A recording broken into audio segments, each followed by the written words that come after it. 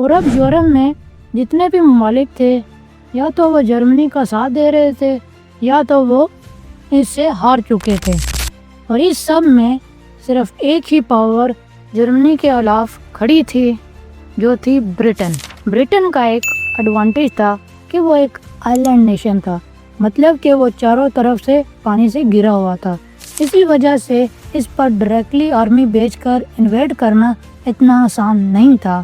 اسی لیے ہٹلر چاہتا تھا کہ انویژن سے پہلے ہیوی بمبارڈمنٹ کروائی جائے برٹن کے اوپر، اور اسی لیے جو جرمن پلینز نے جا کر لندن اور برٹن کی امپورٹنٹ ملٹری لوکیشن کو نشانہ بنایا۔ اس کو ہم سب بلٹز کہتے ہیں، اور اس میں برٹن نے بھی اس کا جواب دینا شروع کر دیا۔ یہ لڑائی بہت مہینوں تک چلی اور آخر میں جرمنی نے یہ مشن کو ختم کر دیا۔ یہاں پر برٹن کی جیت ہوتی ہے، جس کو ہم بیٹل آف برٹن کہتے ہیں۔ اس وجہ سے یہ جرمنی کا پلان تھا کہ برٹن کو انویڈ کرنے کا، وہ ختم کر دیا جاتا ہے، کیونکہ ہٹلر کا کہنا یہ تھا کہ یہ لوگ تو ابھی بہت ویک ہو چکے ہیں اور ان کی جو مرچنٹ کی سپلائی ہے وہ تو ہم اٹلانٹک کے اوشن میں ڈبا رہے ہیں، ان بیٹل آف اٹلانٹک میں، تو کیوں ہم ان کے بارے میں ٹینشن لے اور اپنا وقت ضائع کریں۔ ہمیں اپنے ریئل ٹارگٹ پر فوکس کرنا ہوگا، جو کہ تھا سوویت یونین۔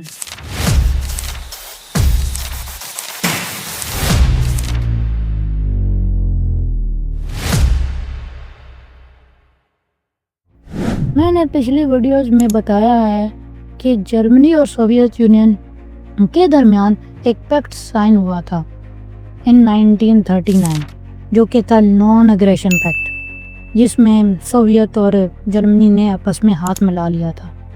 لیکن پھر جون 22، 1941 کو ہٹلر نے اس پیکٹ کو توڑا اور اپنی فورسز کو سوویت یونین پر اٹیک کا حکم دے دیا۔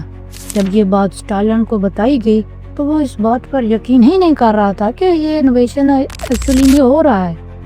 وہ اپنے لیڈرز کو یہ کہہ رہا تھا، تم کچھ بھی کہہ رہے ہو، تمہیں پتہ نہیں، تم نے پی ہوئی ہے۔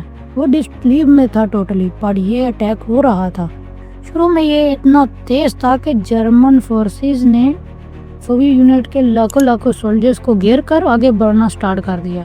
جو بلٹزکریگ کا جو کمال تھا، جو کہ فرانس میں دیکھا گیا، وہ یہاں پر بھی سکسیسفل دیکھا گیا۔